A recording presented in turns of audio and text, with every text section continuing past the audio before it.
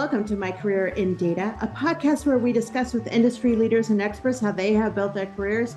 I'm your host, Shannon Kemp, and today we're talking to Bobbie Shrivastav.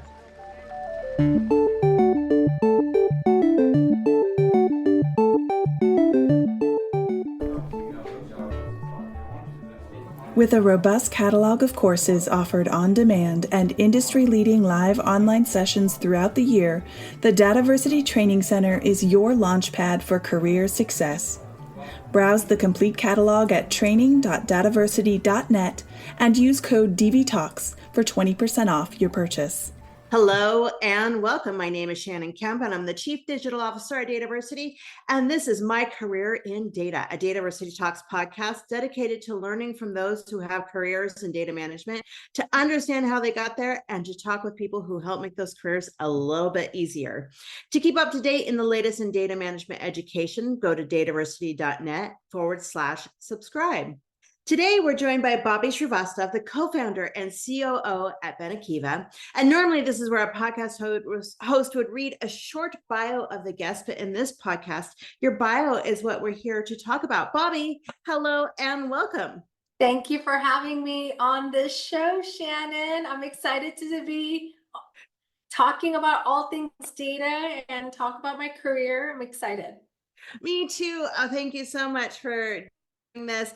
And Bobbie, so let's get into it. So you're a co-founder and COO at Benekiva. So tell me, what type of business is Benekiva?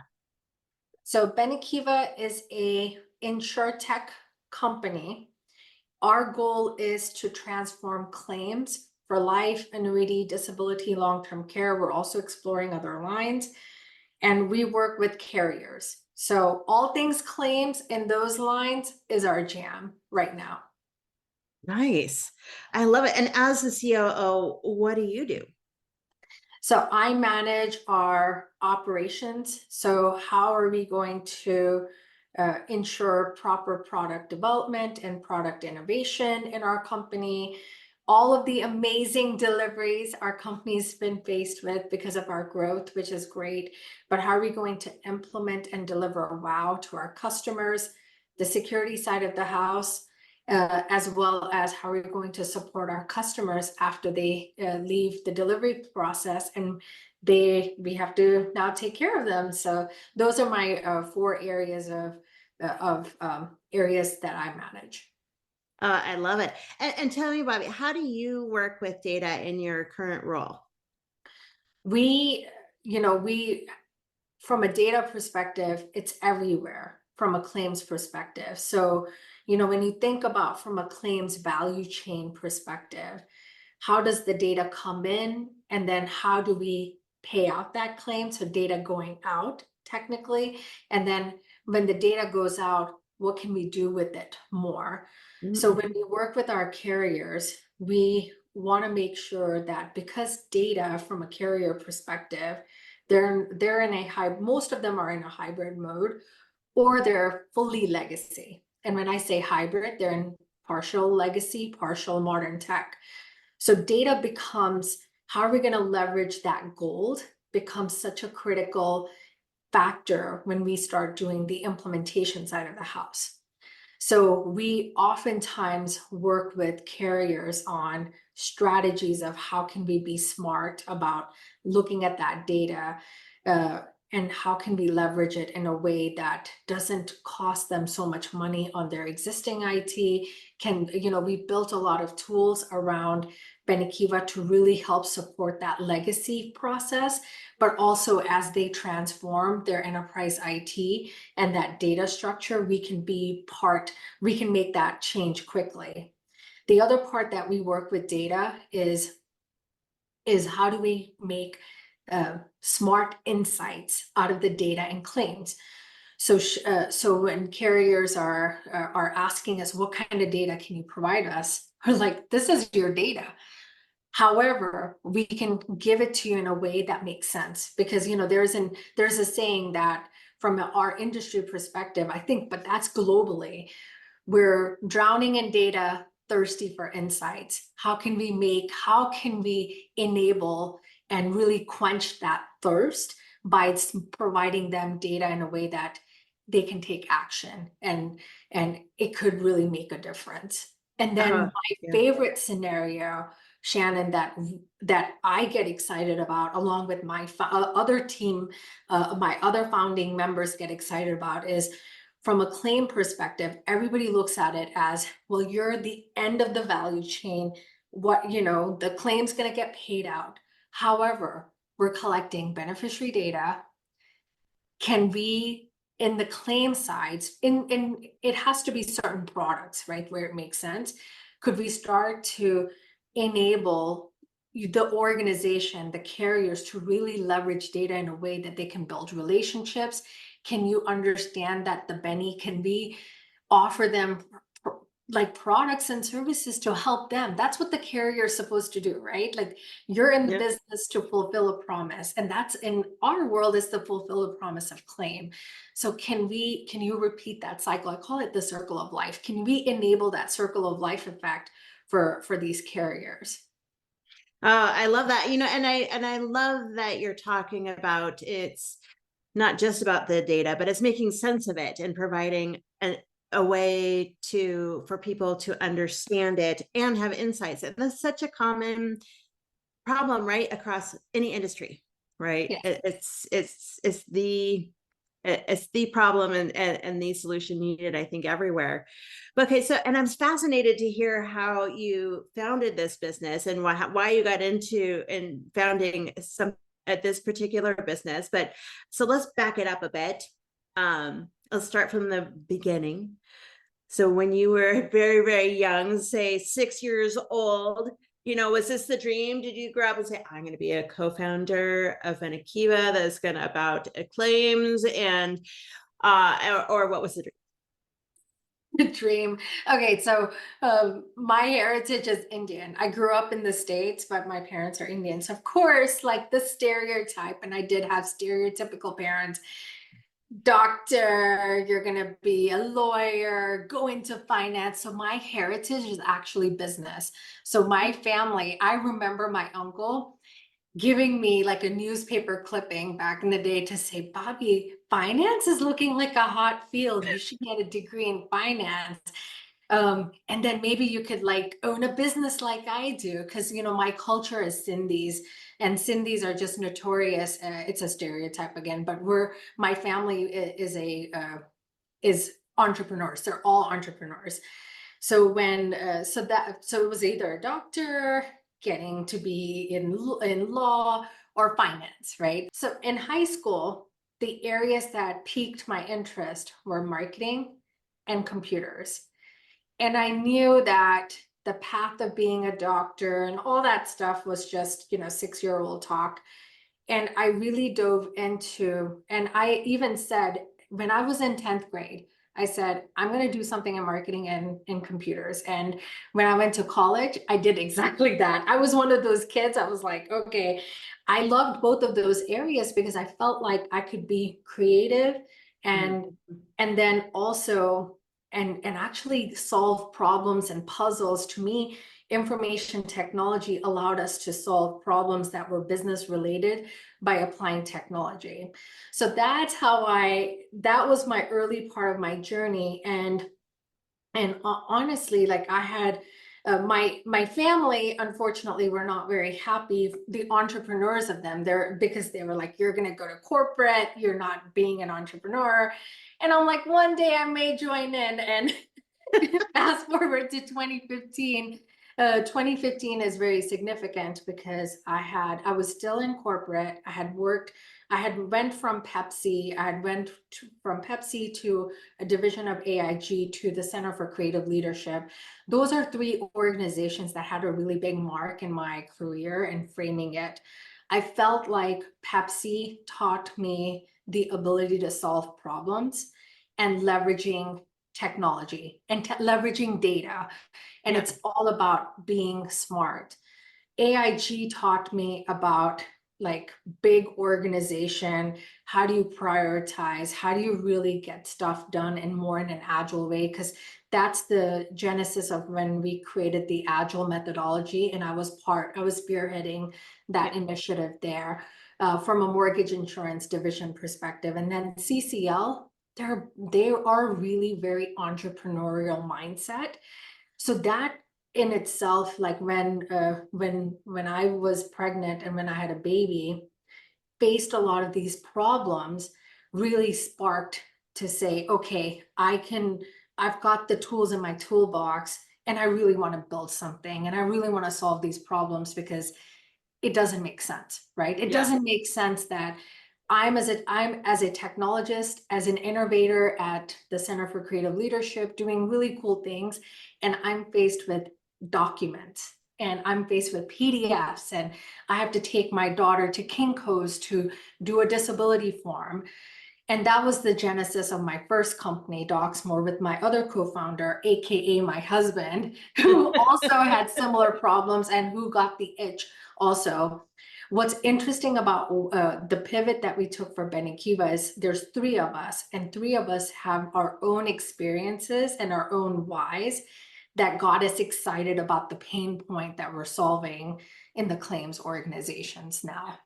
Oh, I love that. So, well, let's back up a little bit. So you mentioned, I mean, you went into the corporate world after college. So you went in with a focus on computer science or computers and marketing.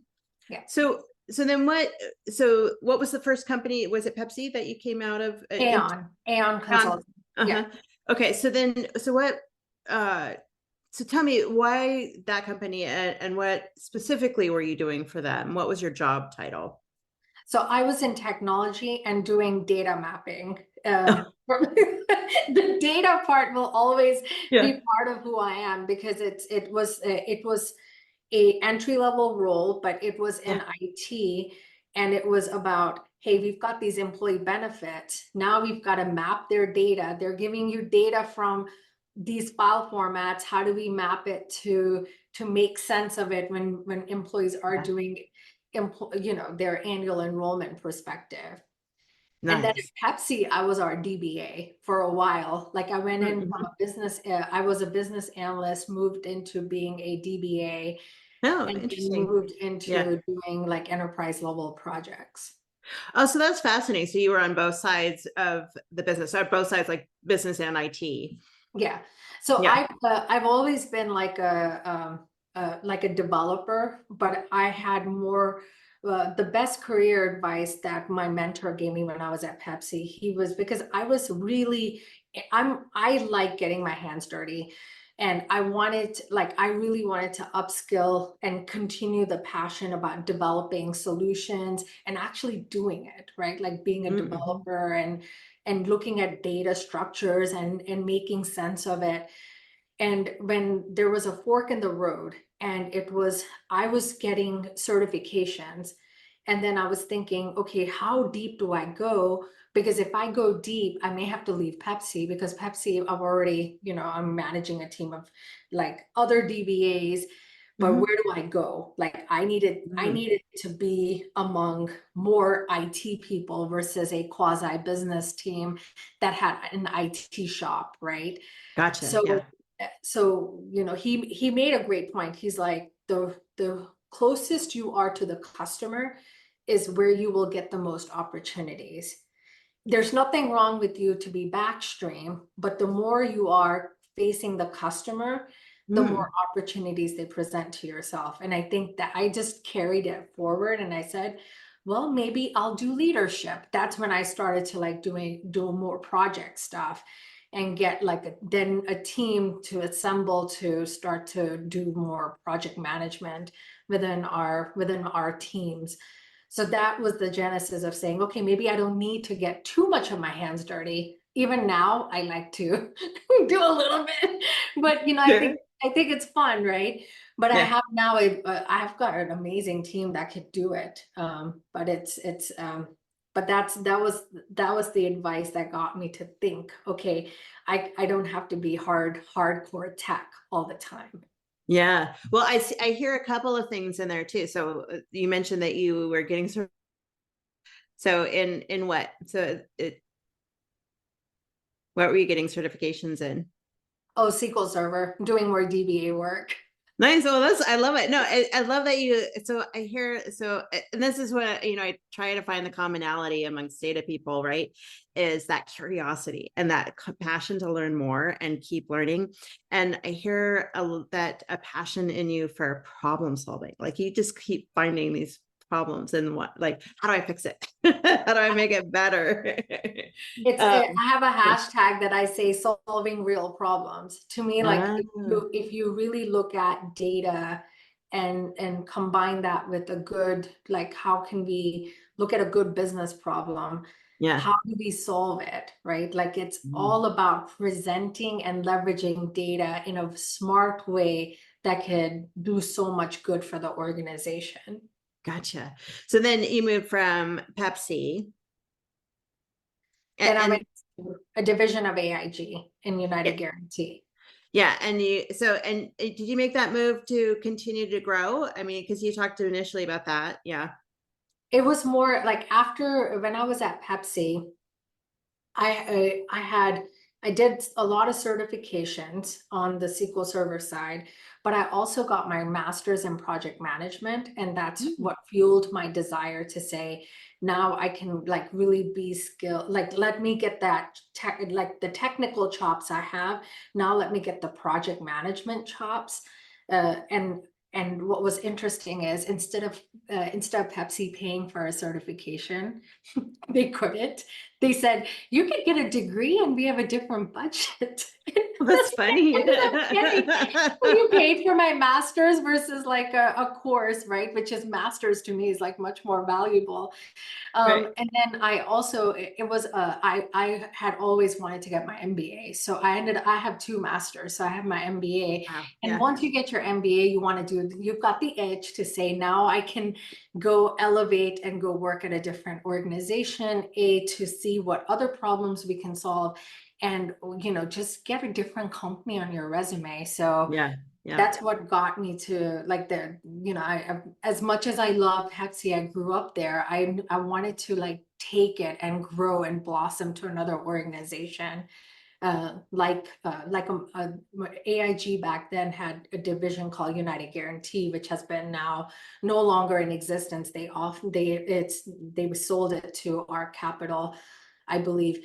So that was the division that really got me into core IT and seeing IT from a more of a team lead, like a leadership perspective.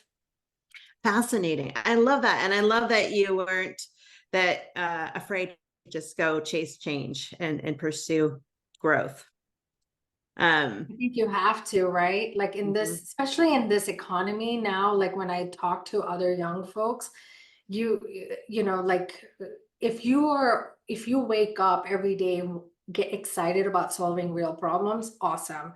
But if there's like a tingling, like to say, could I be doing something else? You don't want to regret those moments, right? Yeah. Because there's opportunity everywhere. If you've got to have that, got to get rid of that fear. But there's a lot of opportunity in lots of different spaces. Yeah, I agree. Yeah, it's so easy to get comfortable and just to sit and rest, but it's so nice to, to challenge yourself and force yourself to grow. So you're AIG, and now you have a family. You're Yes. developing a family, and now this is where you've decided to, okay, I've seen this problem and I'm going to go fix it in your first company you mentioned. Yeah. So between AIG and my first company, I worked at the Center for Creative Leadership. Oh, yes. And that was like a call that came out of the blue, Shannon, because I was good with the Center for Creative. I mean, I was good with, working at United Guarantee, and this opportunity came at the Center for Creative Leadership. And in our area, CCL is like one of the top 5 exec educations.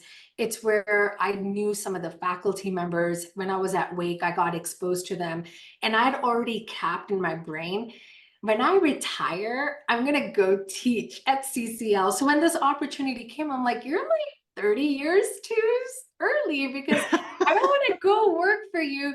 You're my pipe dream, like you're my Right. late dream. And they're like, no, we have a technology team that's growing and expanding. We could use your skill set. And who could say no to a company like CCL? So of course I said yes, but that is where I felt like CCL had the right, for me, cultural mindset for Mm-hmm. for entrepreneurs, because it's a bunch of innovators. We want to do cool things. We want to look at things Right. like, my team was paperless classroom. How can you take this analog process of papers and make it into an experience where the consumer who's coming to a program can take away like digital assets versus, it was just such a cool job. It was like a cool role. And I got into product management because of that. And it was that solving new problems and being Yeah. creative, thinking big, that got me to Docsmore, to be honest with you, is when I had a baby. I was like, why am I doing this? Because I've solved for it in the CCL landscape, right? My husband solved for it and he's facing this. So it was very cool that how, we started Docsmore. And the genesis was this little one who's now 9, Yeah. really put that fuel to the fire. More and more companies are considering investing in data literacy education, but still have questions about its value, purpose, and how to get the ball rolling. Introducing the newest monthly webinar series from DATAVERSITY, Elevating Enterprise Data Literacy, where we discuss the landscape of data literacy and answer your burning questions. Learn more about this new series and register for free at dataversity.net. Oh gosh, I love that so much. And I love that you get your dream job early and it just surrounds you with that entrepreneurial passion that you were born with and that was nurtured from the time you were very young. And so very, very cool. So then what did you do from there? So that's your first company. So Yes. So the second, like Benekiva, so what happened with Benekiva was so interesting. So Benekiva has 3 of us, like 3 founders. And we have Docsmore. Sovin and I have Docsmore, and we're in Iowa because my husband's from Iowa. I went to school in Iowa, and his family came in, take our daughter, and we're going there for 2 weeks. And I'm like, guess what, honey? You have your parents, they could take care of the baby. We're doing business development. We're in Iowa for Docsmore. So we did this, like, this is where the marketer in me comes in. So I was talking to a friend and he's like, you could do cold emails, but do it this way. So here I am, like a tech person, most of my career, emailing like random business people to come talk to us. And out of the 10 emails I sent, 2 of them said yes. That's amazing. And one of them was like a nonprofit, and the other one was a mayor who worked full time, but was a client of now, like,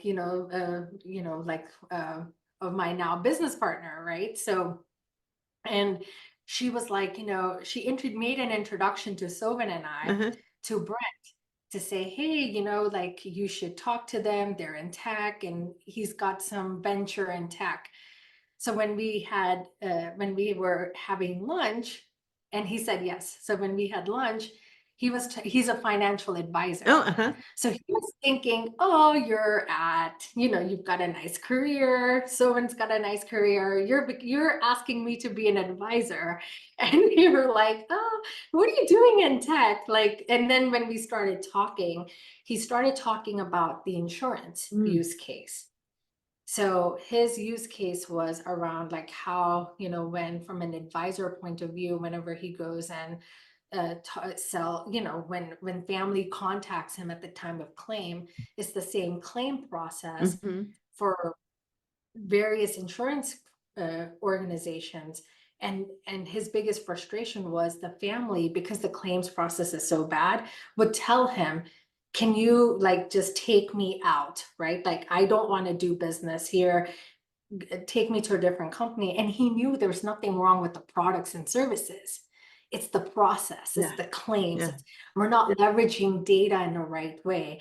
And when we heard it, I was like, disability claim here, right? And that's why we, like one of the use cases of forms, right? Like we wanted to solve the forms issues. And that's how we all three came together to say, okay, let's put, like, I actually, as the founder and CEO of Docsmore, right, along with my husband, we put that on side Yeah. and joined forces with Brent. So the three of us were like, okay, we're gonna do this, we're gonna solve this problem. And it felt so good, right? Because we came at it from our own experience. So he came at it as, I see this opportunity because my customers are facing it. We saw it as an opportunity of, man, we're doing something in documents, but this is a whole different process, right? Sure. That we can innovate, and it feels good because I went through like a very bad situation. And then from my husband's perspective, Sohan's perspective, he's got his own lens as to why he got excited. So the three of us, that was the pivot into not a pivot, I would say, like a new venture into Benekiva in 2016. And July of 2016 was super awesome because not only did everything ties back to my daughter, like in my initial entrepreneurship days, because July we were struggling with her walking because she was lazy and she just wanted to crawl. And she started to walk because she was among her cousins. So I was like, Sana got to walk.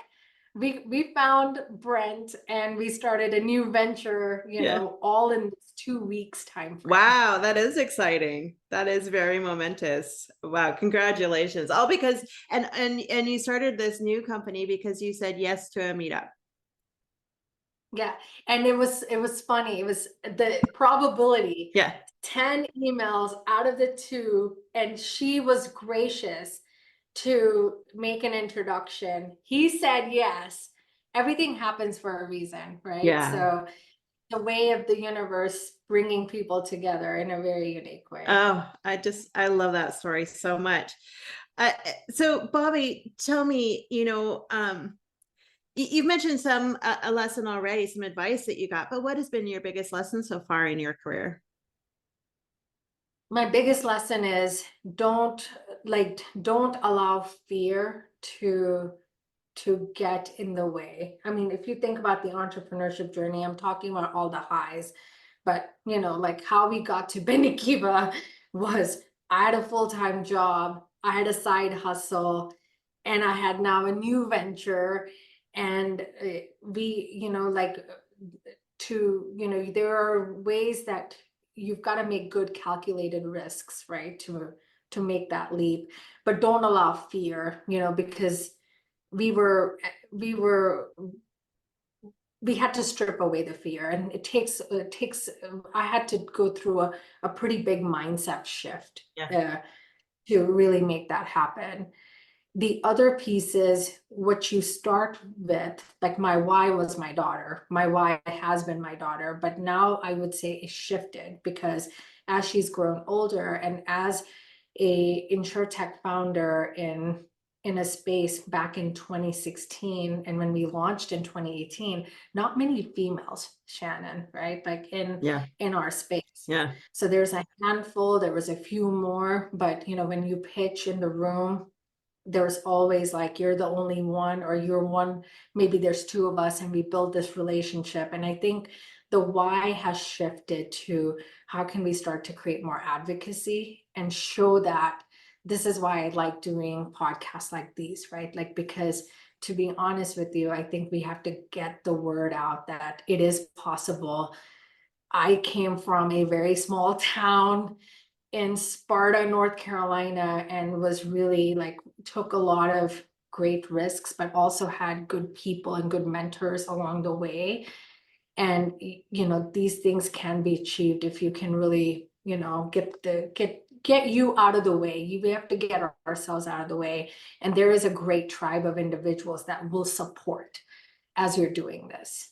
Oh yeah, support is so important. And I wish I had learned that. And I talk about lessons I wish I had learned so much earlier, that you don't have to do it all by yourself. And it's impossible to do it all by yourself. Yeah. And even like for me, like I had a daughter, I started a company when she was 6 months old, Mm-hmm. but if it wasn't for my mom and if it wasn't for my family support, even now, right? Like we had a board meeting, my dad came to the house because we have 4 dogs. And so, and that's what, we keep at, this is a tribe, right? Like Yeah. we're all in it together. Yeah, absolutely. So, Bobbie, tell me, you've been working with data for most of your career now. I mean, even in starting in college. So, what is your definition of data? To me, data is what I said earlier, right? Like insights, like it's the new gold. It's what will carry this. It's what is going to allow us to be to really create, greater outcomes, not only for our organizations but also for the society as a whole. Because if we can look at data not in a transactional way, but how we can like really start to look at insights that can create impact, that's where I see us. Like we've got so many tools now, but still people are drowning in data, thirsty for insights. How do we start to peel that onion, right? How do we Yeah. make data the gold, right? The gold standard. Yeah, yeah, absolutely. So then do you see the importance of data management and the number of jobs working with data increasing or decreasing over the next 10 years, and why? I think it's going to increase because everything we touch has a meaning, right? Like look at like what's happened in social media, right? Mhm. We start talking about data. I bet you go on TikTok, we'll start getting content about data Oh yeah. because I think it's all about personalization and Mhm. and data is a way, right? Like what defines Bobbie Shrivastav? There's hundreds of data points, right? That's if you think about it, we're all data. Right. We're all made out of data. Yeah. So I think the more people can get educated, the more people can get technical chops around making sense of data. This is here to, I mean, this is here to stay. Like, what is AI? AI is like the next wave of jobs are prompt engineering. You're asking questions, you're inputting data in a way to get answers that will make sense, right? So, I mean, it's just, I think it's a fascinating field, but it's, do you have to get a degree in data analytics? No, there, but data is everywhere. But but having that aptitude, that curiosity is what's going to allow the future generation to be successful. Oh, I totally agree. So then what advice would you give to people looking to get into a career in data management, any aspect of it? Yeah, I would say don't shy away from it. And you don't have to be, a newly graduate to get into this field. There's lots of programs out in the market that are promoting upskilling in these fields, right? Like we have, I'm very proud of the fact at Benekiva, we have an internship program that's not your typical internship program for young, right? Like new college grads. It's for people that want second, like I'm a nurse. I can't do that profession anymore. I'm interested. I'm curious. I want to get into this field. So we create these pathways, right? My friend's company, we talked about this earlier, Sangha, she's hiring moms that are taking a break, but they still want to like keep up and do something, but they can't do it in a full-time way. Get them into the workforce. So it's never like don't put yourself in a box, right? Yeah. It's for you. It's there's so much available right now. So if you do want to get into a career, you can't say, well, I lost my chance. No, there's always an opportunity. And for the young folks, oh, take it. Like get a double major if you it's this is the future. Like there was a study there was a statistic that a futurist talked about, and I think this, before I was like, now it's becoming a reality. Like 80% of our jobs in the next 5 years are going to have something related to technology. Mm-hmm. And when I think about technology, I think about data as well, right? Yeah. Like I put that in a similar concept. Yeah, absolutely. And I love that you have that intern program. That is amazing. I know we have hired and worked with a few women who took a break to have children and really struggled to get back into the workforce because they took that break and nobody understood that, hey, they were project managing the whole time that they were being moms, and that's great. That's amazing. I love that that advice to try new things, and internships are a great way to demonstrate that. I hope more companies model that. Yeah. Bobbie, well, this has been amazing. So, okay, so I would be remiss if I didn't ask, if somebody wanted to learn more about Benekiva and solicit services, how would they find you? So Benekiva has a great website, benekiva.com. We're very active on LinkedIn. We have a great company page. We have newsletters. So go to LinkedIn, type Benekiva, and then you will find me on LinkedIn. Like I'm a big advocate of having a good social media brand, and I use LinkedIn quite often. Awesome. Well, and we will get those links posted to the podcast site as well for people to find. Well, Bobbie, it has been such a pleasure. Thank you, Shannon, for having me. Oh, thank you so much for taking the time to chat with us today. And to all of our listeners out there, if you'd like to keep up to date in podcasts and the latest in data management education, you may go to dataversity.net/subscribe. Until next time. Thank you for listening to DATAVERSITY Talks, a podcast brought to you by DATAVERSITY. Subscribe to our newsletter for podcast updates and information about our free educational webinars at dataversity.net/subscribe.